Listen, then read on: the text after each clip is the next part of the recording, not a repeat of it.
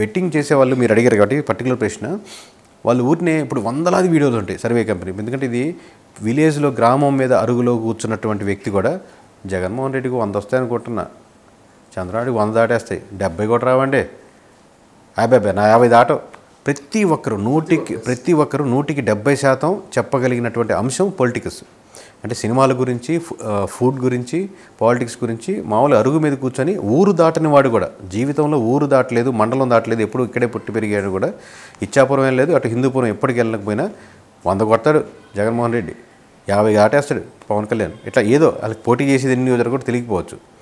So ఇది free comment కాబట్టి చేస్తారు. కానీ బెట్టింగ్ వాళ్ళు అబ్జర్వ్ చేస్తూ ఏ సర్వే కంపెనీ ఏంటి, ఎవరేం మాట్లాడుతున్నారు అబ్జర్వ్ చేసి ఎవరిని నమ్మాలనేది. ఎందుకంటే వాళ్ళు ఒక ₹1 కోటి, 100 కోట్లు, 10 కోట్లు, 10 లక్షలు, ₹1,00,000 పందెం పెడుతున్నప్పుడు అంత తేలిగ్గా ఒకరి మీద గురి కలగదు వాళ్ళకి.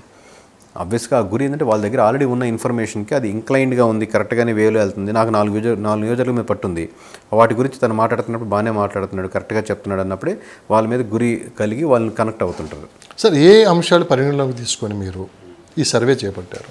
అంటే ఎప్పుడు సర్వే చేసినా అండి, మనం ఎమ్మెల్యేని కాంటాక్ట్ అయ్యి ఫస్ట్ ఆఫ్ ఆల్ మేము సర్వే చేస్తాం, కాంటాక్ట్ అవుతాం. ఇంతకుముందంటే బ్రాండ్ ఉంది లేదు కాబట్టి మనం కనెక్ట్ అయ్యాము, ఇప్పుడైతే బ్రాండ్ ఉంది కాబట్టి వాళ్ళే కనెక్ట్ అవుతారు ఫోన్ చేసి ఇట్లా మాకు చేసి పెట్టండి. So at the same time మనకు ఆల్రెడీ బ్రాండ్ ఉంది కాబట్టి 175 నియోజకవర్గాలు చేయాలనేది డే 1 ఐడియా ఉంటుంది. సో 3 months బ్యాకే మాకు 175 నియోజకవర్గాలు చేయాలని. సో ఫస్ట్ మేము చేయాలనుకున్నప్పుడు ఇమీడియట్గా మేము తెచ్చిన ఇన్ఫర్మేషన్ 175 నియోజకవర్గాలు రిపోర్ట్లు తెప్పించుకున్నాం. అంటే తక్కువ శాంపుల్స్లో 500 శాంపుల్స్తోనో 1000 శాంపుల్స్తోనో వేరే వాళ్ళని అడగడమో, లేదా అవుట్సోర్సింగ్ వాళ్ళు ఆల్రెడీ చేస్తున్న వాళ్ళు కనెక్ట్ అవ్వడం, వితిన్ చాలా తక్కువ టైంలో 175 నియోజకవర్గాల్లో ఖచ్చితంగా 50 నియోజకవర్గాలు ఈ పార్టీలు గెలుస్తున్నాయని క్లారిటీ వచ్చేసింది రౌండ్ ఫిగర్గా చెప్పాలంటే.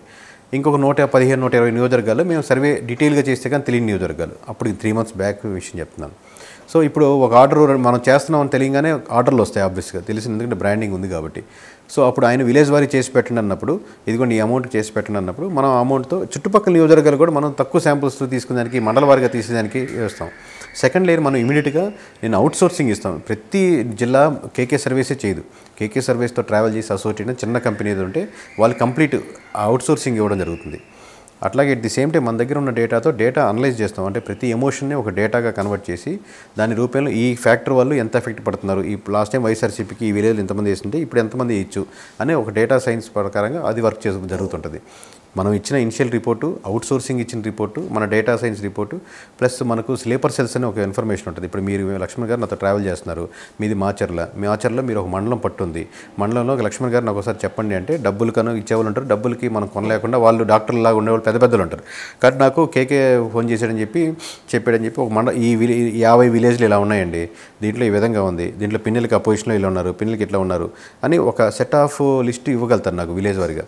ఇప్పుడు 4 రిపోర్ట్లు కన్సాలిడేట్ చేసి ఆయనకి రిపోర్ట్ కంప్లీట్గా ప్రజెంట్ చేసి టేబుల్ మీద పెట్టి ఈ ఫ్యాక్టర్స్ మీరు మార్చుకోవాల్సిన, ఈ విలేజ్లో మీరు మార్చుకోవాల్సిన, ఇక్కడ మీరు ఓడిపోతున్నారు, మీరు తలకిందులు తపస్సు చేసినా ఇక్కడ గెలుస్తారనో, మీరు డబ్బులు కూడా అంత ఖర్చు పెట్టాల్సిన అవసరం ఈజీగా గెలుస్తారు అన్ని మొత్తం డీటెయిల్గా ఆయన ప్రజెంట్ చేయడం జరుగుతుంది. ఈ ప్రాసెస్లో మిగతాయి కూడా చేస్తాం కాబట్టి 175 చేసేదానికి ప్రయత్నిస్తూ ఉంటాం. అది సార్, ప్రధానంగా ఒక 1 year క్రితం వై నాట్ 175 చాలా బలంగా అనిపించింది. ఆ తర్వాత Telugu Desam party why not Pulivendula అన్నారు, మీరు కూడా విన్నారు, చూశారు. ఏంటి సార్ అసలుకి వై నాట్ 175 దగ్గర నుంచి ఈరోజు మనం గెలుస్తామో ఓడిపోతామో అన్న దగ్గరికి రావడానికి కారణం ఏంటి? అంటే నేను వై నాట్ 175 అన్నారు కదండి వైఎస్ఆర్సీపీ, అంటే ఇది 175 నియోజకవర్గాలు మనం పోటీ చేస్తున్నాం, 175 నియోజకవర్గాలు మనం ఎందుకు గెలవకూడదని. ఎక్కడో దాన్ని జనసేన చాలా సీరియస్గా తీసుకుంది. మీకు అర్థమైందా? వైఎస్ఆర్సీపీ కొటేషన్ని పైకి ఇప్పటిదాకా ఎవరు చెప్పని మాట చెప్తున్నాను. 170 వై నాట్ 175 అని వాళ్ళు అన్నారు. మనకు అసలు ఉందా, కామన్ సెన్స్ ఉందా? మనకు ఆలోచిస్తున్నా వాడు ఒక 175 పోటీ చేస్తున్నారు, ఆడ 175 గెలవాలని చూస్తున్నారు, మనం 21 పోటీ చేస్తున్నాం, మనం 21 గెలవాలని ప్రయత్నించకపోతే ఎలా? వై నాట్ 175 వాళ్ళంటుంటే మనం వై నాట్ 21 అని మనం ఎందుకు అనుకోకూడదని అనుకున్నట్టున్నారు. అందుకని 21 నియోజకవర్గాలు వాళ్ళు ఇన్స్పిరేషన్ తీసుకుని వీళ్ళు గట్టిగా పోటీ ఇస్తారు. ఓహో, లాజిక్ ఇదే. అది లాజిక్ అంటే ఇండైరెక్ట్గా వాళ్ళకి హెల్ప్ అయింది అది. సో ఎందుకు ప్రజల్లో మరి ఇంత టఫ్ ఫైట్ నడవడానికి, ప్రజల్లో మార్పు రావడానికి కారణం ఏంటి? అంటే ఒక కారణంగా సార్, మీకు నెంబర్ ఆఫ్ ఫ్యాక్టర్స్ చెప్పినట్టు ఒక పార్టీ ఓడిపోతుందనే దానికి నెంబర్ ఆఫ్ ఫ్యాక్టర్స్ ఉంటాయి. అక్యుములేట్ చేసి మీకు జగన్ని వ్యతిరేకించారు అంటారు, కానీ జగన్ పూర్తిగా వ్యతిరేకించారా? మరి పడ్డ ఓట్ బ్యాంక్ రేపు పొద్దున్న 30%, 35%, 40% వాళ్ళు కావాలనుకున్న వాళ్ళు ఉన్నారు కదా. 35 మంది వేసారు అనుకుందాం, 65 మంది వేయలేదు అనుకుంటున్నాం.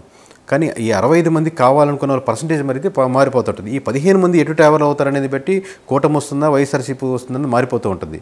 జగన్మోహన్ రెడ్డికి మించిన దేవుడు లేడు మాకు అనుకునే వాళ్ళు ఖచ్చితంగా ఈ రోజుకి రాష్ట్రంలో ఉన్నారు.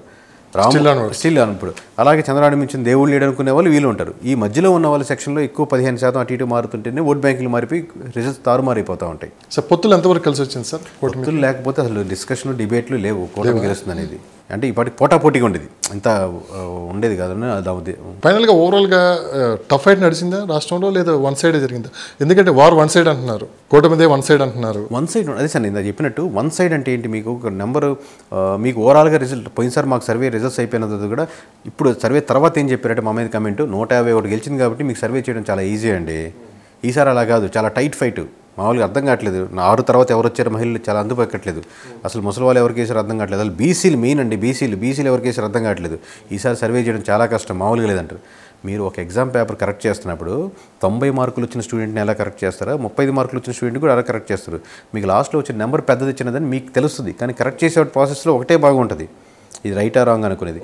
సో మా సర్వే చేసే ప్రాసెస్లో ఎటువంటి తేడా లేదు. ఇంకా దాన్ని పోయినసారి కంటే ఇంకా దాని స్టెప్స్ దాని స్టాండర్డైజ్ పెంచాం. ఇంకా అప్పటికంటే అప్పుడు ఇంత టెక్నాలజీ వాడేవాళ్ళం కాదు, ఇంత పర్సన్స్ని ఇన్వాల్వ్ చేసేవాళ్ళం కాదు, ఇంత అమౌంట్స్ మన బ్రాండింగ్ లేదు కాబట్టి మేము అడిగేవాళ్ళం కాదు, వాళ్ళు ఇచ్చేవాళ్ళు కాదు. సో ఇప్పుడు అన్ని ఇన్వాల్వ్మెంట్ పెరుగుతున్నాయి కాబట్టి ఇంకా దాన్ని క్రిటికైజ్ చేసి ఇంకా పెద్దది చేసాం. సో మాకు రేపు పొద్దున ఎక్స్ నెంబర్ వచ్చిందంటే వైఎస్ఆర్సీపీకి, లేదా వై నెంబర్ వచ్చిందంటే కూటమికి, ఈ ప్రాసెస్లో ఏం తేడా లేదు. తక్కువ నెంబర్ వచ్చింది వైఎస్ఆర్సీపీకి, అంత ఈజీ అయిపోయింది, అందుకే వాళ్ళకి అనేది కాదు. ప్రాసెస్లో ఎటువంటి తేడా లేదు. మేము హిందూపురంలో ఎటువంటి ఎఫర్ట్ పెడతామో ఇచ్చాపురంలో కూడా అదే అటువంటి ఎఫర్టే పెడతాం. సార్ ఇప్పుడు నేను అంటే పర్సంటేజ్ వైజ్ అడుగుతున్నా, మేము నెంబర్స్ అడగట్లేదు. సో రేపు 1వ తేదీ మీరు ఎలా చెప్తారు కాబట్టి ఓసీ ఓటింగ్ పర్సంటేజ్ కూటమికి ఎంత ఉంది, వైఎస్ఆర్సీపీకి ఎంత ఉంది అంటే మోస్ట్లీ మోర్ దాన్ ఫైనల్గా చెప్పేసి ఫైనల్గా అంటే మీకు +10లో చెప్తానండి. 70% వరకు కూటమి వైపే ఉంది ఓసీ ఓటింగ్. +-5 +-10 తీసుకోండి. మెజారిటీ శాతం 30% లోపు వరకు వైఎస్ఆర్సీపీకి ఉంది. బీసీ ఓటింగ్ 60% వరకు కూటమి వైపే ఉంది, తక్కువ. ఎస్టీ అంటే నియోజకవర్గాలను బట్టి మారుతుంటుంది, దాన్ని యావరేజ్ చేసి చూడాలి. యావరేజ్ చేసి చెప్పండి నాకు కూడా యావరేజ్ చేసి చూపింది. ఎస్టీ వరకు టోటల్ కన్సాలిడేట్ చేయాలంటే మనకు అది పోటాపోటీగా ఉంటుందండి.